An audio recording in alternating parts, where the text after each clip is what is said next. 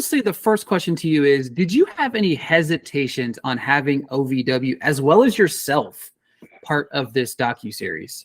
As far as I'm concerned, no. I had no hesitation as far as that's concerned.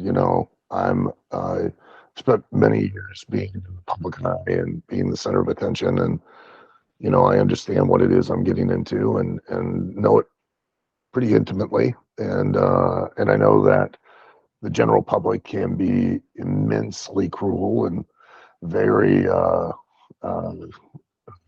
critical, and I don't mind. It doesn't bother me. Genuinely, it really doesn't. I've come to grips with that.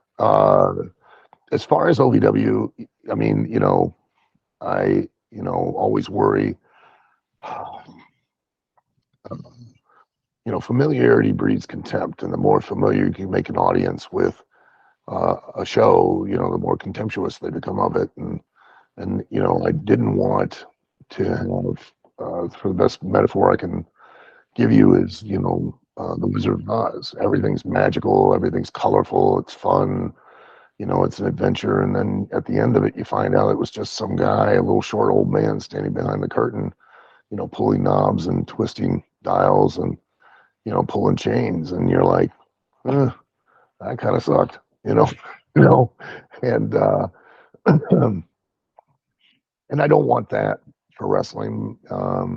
It was my hope, and still is, that this allows, if you're a fan, it gives you greater insight and maybe a more appreciation and respect for wrestling and for the wrestlers, and just how challenging it is to accomplish your dreams. Because I think the one thing this show, I really hope people enjoy about it, and which I have even when I was involved in Tough Enough, is watching someone have a dream and then having to come to grips with the reality of what it's going to take to really accomplish that dream. That's always been fascinating and interesting to me, because let's face it, the people that we all idolize with have all went through that very same experience, and those are the ones that come out the other side and actually do live their dream, because they come to grips with the realities of what it takes to do it. And I think I haven't gotten to see it, but I'm hoping that really shines through, and I hope that if you're not a fan of wrestling, that this allows you an insight and an appreciation, and then helps you maybe capture your imagination and your attention, and if nothing else, you start to follow some of the wrestlers that are featured on the show to just see where their careers go, and then in turn it kind of captures you into watching the wrestling product as a whole. So that's my goal. These guys and girls' dreams, your relationship with Matt obviously is kind of the vocal point of the series, as he kind of gives you this timeline. How hard is it to balance Al, who wants to help these guys and girls with their dreams, and then Al with the kind of the reality of professional wrestling? I mean, it all plays in itself. My responsibility is to really, because these people have little or no experience in the real world of professional wrestling, what the real business is, just how really competitive it is, and I don't hesitate to make them aware of that, because I think the more I can make them aware of it, not to dissuade them, not to talk them out of it, it's really to enlighten them and to prepare them so that when they get there, they're not surprised, they're not caught off guard, and they can know how to navigate those challenges. Because at the end of the day, this period is a business, and it's a business of, because too many of them look at it like, oh, I'm entitled to get paid. And I explain to them, like, look, this isn't Walmart for in two ways. One, you're not entitled to, and I get a lot of this from the wrestlers, you're not entitled to certain dispensation or compensation because of the time served. Because I get a lot of, well, I've been doing this for 20 years. Okay, great. How many people paid to see you?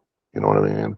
And, as opposed to working at Walmart, where you've made an agreement with an employer who's going to employ you to do a task and pay you a certain rate per hour, you can show up at Walmart And today I don't feel like giving 100%. I'm going to give 60%, but you still get 100% of your money. Make no mistake, in the entertainment industry, you don't give 100%, you may not get anything, or you may not last in that business very long. You've got to always be pushing and striving to be the attraction to your, and I tell them very frankly, you're now competing for the most valuable resource on earth, and that is someone's attention. I've got to, at my job, especially on this show too, just on the show, I've got to catch your attention, now keep it, and then motivate you to want to watch every single episode. That's my job, and I'm hoping that I halfway do a decent one of that. But that's the side of things that I try to also instill in the wrestlers, to be aware this isn't a hobby. This isn't, you don't come and play wrestler. You devote yourself to it, and you get out of it what you put into it. You spoke of something that's kind of very pivotal in the world of when you started in the business, and the business now is kind of the consumer's attention span is smaller than ever, right? Disagree.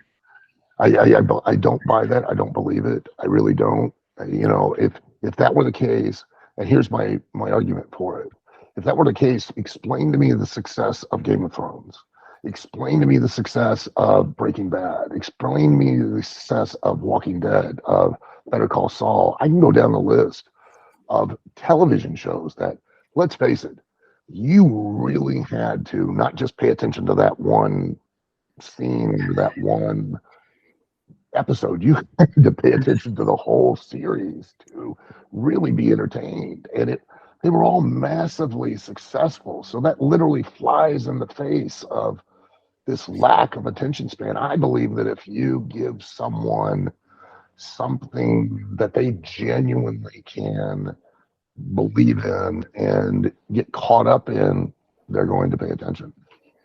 I like that. I don't disagree with that. It actually brings it to a different perspective in how you said it. I agree. Yeah. And then I'll spin it a different way then.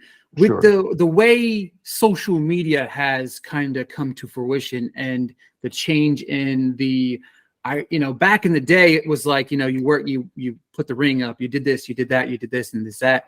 And then of course you worked your ass off to maybe one day be an Al Snow. You know what I mean? Nowadays, maybe I named the bar higher, but but how do you feel like wrestling has kind of evolved since your time back in the ring? In lots of ways, I in presentation, in size of the platform, the ability to reach an audience. You said it yourself, like social media. What an amazing tool for if you're an entertainer, not even just a wrestler, but let's say you're an entertainer, right? You now have access in your pocket to literally build and create an audience any way you want, to make yourself an attraction that now people within whatever particular industry are going to try to utilize you and put you on a platform to monetize your efforts.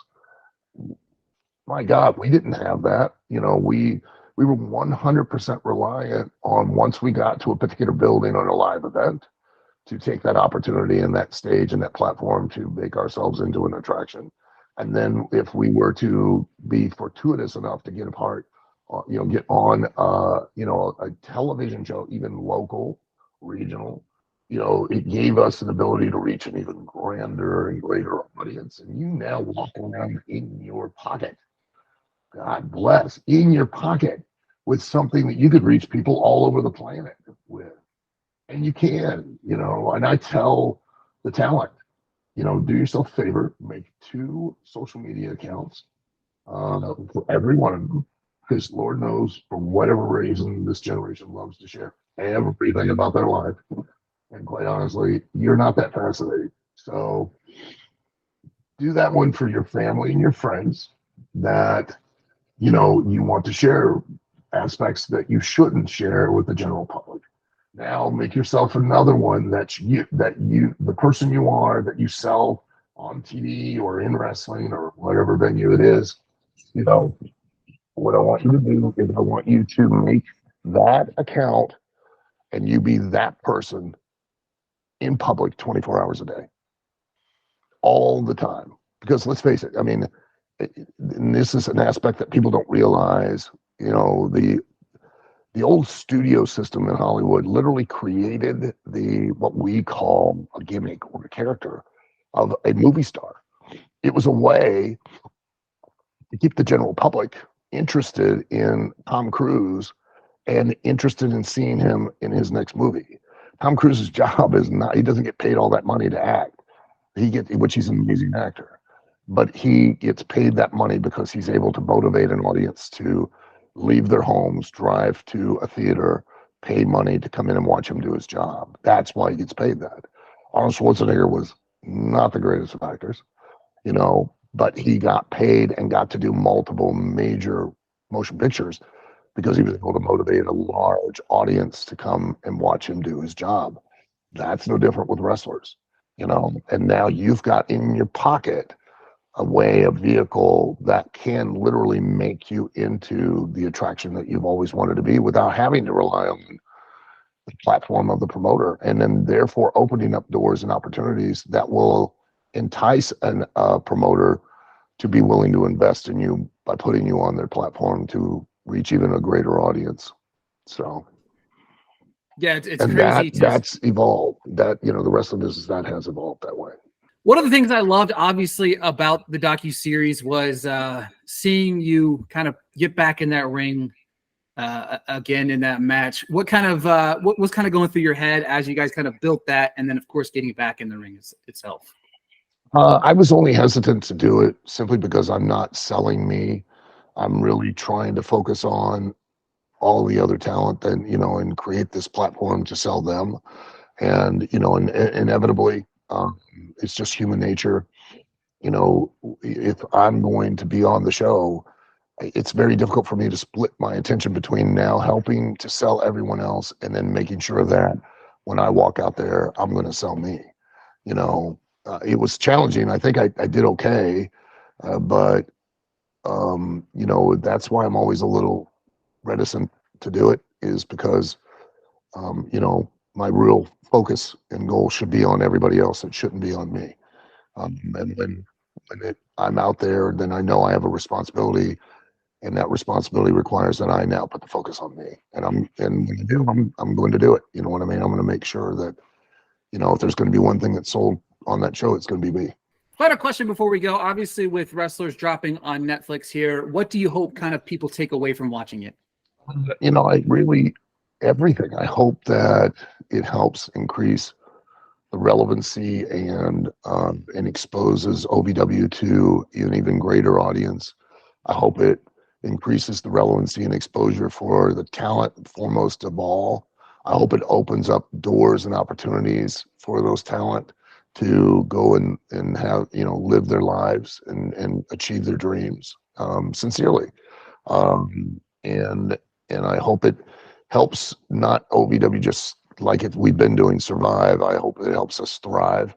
And I hope that, like I said before, that for everyone, it gives everyone a better understanding, a deeper appreciation, and a much greater respect for the art form that professional wrestling is, you know, and entices them and motivates them to want to become an audience member, whether it's OVW or WWE. I really don't care. I just want to, you know, see the sport, the art, and the business of professional wrestling, much like OVW, not just survive, but continue to thrive and go, you know, and continue to evolve and develop into greater and greater levels. I mean, it's been a part of American society and pop culture, you know, for decades, quite honestly. And I want to see it continue and potentially grow to greater heights. My real dream is that, you know, because history in wrestling and what's the rest of the world repeats itself.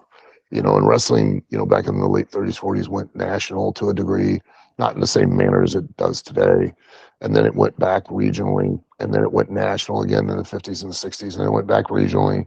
And then, you know, over the last few decades, it's been national. There's really been one main operation, and that's been WWE. And like any other business, you know, with Walmart, Target, et cetera, there's different levels. And I'd love to see the regional promotions start to develop and thrive, and little OVW, you know, OVWs be all over, not necessarily just OVW, but OVWs and regional areas around the country and around the world start to, you know, survive and thrive, and give a place where talent can be truly develop and get experience before they show up on a national stage, that just prepares them that much more to draw even a bigger audience for the business as a whole.